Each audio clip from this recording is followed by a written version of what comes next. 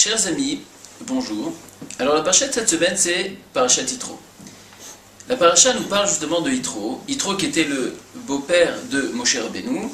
Et Yitro, justement, en entendant tout ce qui s'est passé en Égypte, en entendant un petit peu la sortie d'Égypte, en entendant les miracles qu'il y a eu, etc., alors Moshe Yitro a décidé justement, comme il y a marqué dans le Passouk, Vaishma Yitro et va Kohen Midian, Chotel Moshe, et Kol Asher Asa Elokim de Moshe, ou l'Israël Amo, et il a décidé justement de retrouver Moshe Rabbeinu. Et quand il arrive justement à sa rencontre, la Torah nous raconte un petit peu tout ce qui s'est passé entre la rencontre de Moshe Rabbeinu avec Yitro. Moshe Rabbeinu lui raconte un petit peu encore de nouveau tout ce qui s'est passé, jusqu'à que Yitro décide, voilà, j'ai décidé de faire Teshuvah, et de venir et de rentrer Tachat Kanfei Shechina, et de me convertir justement au service d'Akadosh Baruch Hu. Et ensuite, Yitro justement envoyé un petit peu tout le travail que Moshe Rabbeinu avait mis sur lui, justement de gérer un petit peu tout le peuple juif. Alors Yitro lui dit, écoute, moi j'ai un peu d'expérience, un petit peu plus que toi, sache que, écoute, moi j'écoute un peu les conseils de ton beau-père, sache que tu ne peux pas gérer ça tout seul, et donc je te conseille de prendre un peu des disciples, de prendre des personnes qui pourront t'aider, et toi tu prendras les grands problèmes, c'est-à-dire que tu mettras des gens qui sont au-dessous de toi, et qui gèrent tous les problèmes du peuple, et toi, quand les grands problèmes, alors tu pourras les résoudre beaucoup plus facilement.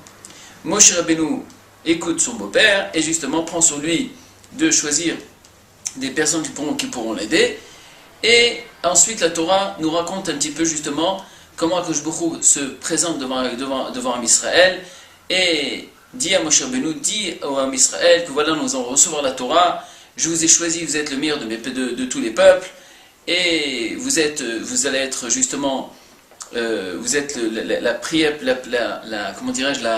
la pierre précieuse, Am Segula Mikola Amim, la pierre précieuse de tous les peuples. Et voilà que la Torah va nous raconter justement les 10 commandements et comment Akadosh Baruch Hu s'est dévoilé à Israël, etc., etc. Mais ce que je veux justement m'attarder aujourd'hui, c'est justement sur le début de la paracha. Parce que dans le verset, qu'est-ce qui est marqué? Il y a marqué Vaishma Yitro, que Yitro a entendu quelque chose. Et tous les commentaires ici sur place posent la question, qu'est-ce que Yitro a entendu? Quelle est la chose que Yitro a entendue qui a fait qu'il a décidé de se rapprocher et de rentrer et de se convertir et de venir au service d'Akadosh Baruch Hu? Parce que tout en sachant, comme il est marqué dans le Midrash, dans le Mechilta, etc., que Yitro a fait toute la Avodah Zara, c'est-à-dire il a servi tous les idolâtries qui peuvent exister dans le monde. Et donc Yitro était un vrai idolâtre, et donc il se prosternait dans toutes les statues du monde. Donc ça veut dire que Yitro, qu'est-ce qui a fait en sorte qu'il décide de quitter son poste? En tant qu'il était Yitro, c'était Melech Midian, c'était quelqu'un c'était le roi justement il était quand même, il avait un poste assez important justement il était quand même c'était un Kohen au niveau de la Avodah Zara, c'était quelqu'un d'important. Et qu'est-ce qu'il a fait en sorte qu'il a quitté tout son poste? Il a été prêt à quitter sa maison, sa famille, tout. Pourquoi? Pour se rapprocher de Moshe Rabbeinu et de servir Akadosh Baruch Hu. Quelle est la chose qui a fait en sorte qui a été le détonateur justement de cette Teshuvah? Viennent les commentaires ici, et il y a plusieurs avis dans la Gemara. La Gemara dans Zvachim là-bas, c'est aussi une Mechilta. Il y a marqué là-bas, et tous les commentaires rapportent les choses. Rashi le premier dit ici que qu'est-ce qu'il a entendu Yitro? Il y a marqué Mashmua Shama Veba. Quelle est la chose qu'il a entendue et qui est venue? Kiryat Yamsouf et Melchamet Amalek. Mais en vérité, Rashi n'invente rien du tout. C'est une grande marloquette qu'il y a dans la Gemara entre Rabbi Yeshua, Rabbi Eliezer et Rabbi Lazar. Rabbi Eliezer dit qu'est-ce qu'il a entendu? Melchamet Amalek. Rabbi Yeshua dit Melchamet Amalek. Rabbi Lazar dit, Rabbi Lazar Amodaï Omer, Matan Torah Shama. Il a entendu le Matan Torah. Et Rabbi Eliezer dit, il a entendu Kiryat Yamsouf. Alors vient ici le Kliyakar, et le Kliyakar dit qu'en vérité, Yitro a entendu tout. Il a tout entendu. Il a entendu le Matan Torah, il a entendu Milchamet Amalek, il a guerre avec Amalek, il a entendu aussi Kiryat Yamsouf. Il a tout entendu. Mais en vérité, qu'est-ce qui se passe? Mais la discussion qu'il y a entre les Amoraïm ici, c'est de savoir en vérité quelle était la chose justement qui l'a penché, qui l'a poussé justement à faire Teshuvah. Bémet, il a tout entendu. Mais la discussion était de savoir quelle est la chose qui l'a convaincu justement pour vouloir se rapprocher au service d'Akadosh Baruch Hu. Mais vient le Kliyakar ici et il pose une question. Il dit en vérité, il y a un petit problème ici. Parce qu'on voit qu'en vérité, c'est vrai qu'il est venu, il s'est rapproché. Mais il n'a pas encore admis justement que Akadosh Baruch Hu c'est lui le créateur du monde. Quand est-ce qu'il a admis ça? C'est uniquement après. Quand on voit qu'à la fin, quand on a vu la rencontre entre Moshe Rabbeinu et Yitro, on voit que Yitro justement s'est rapproché de Moshe Rabbeinu et Moshe Rabbeinu lui a raconté Vayomer el Moshe, Ani chotemcha vashusison ton ratan, vayetze Moshe likrato, etc. Vayisaper Moshe lechotno, et kol asher asa Hashem el paro, lenu le Mitzrayim, al odot Israël, al kol atla'a asher bematzatam bederech, vayatzilem Hashem.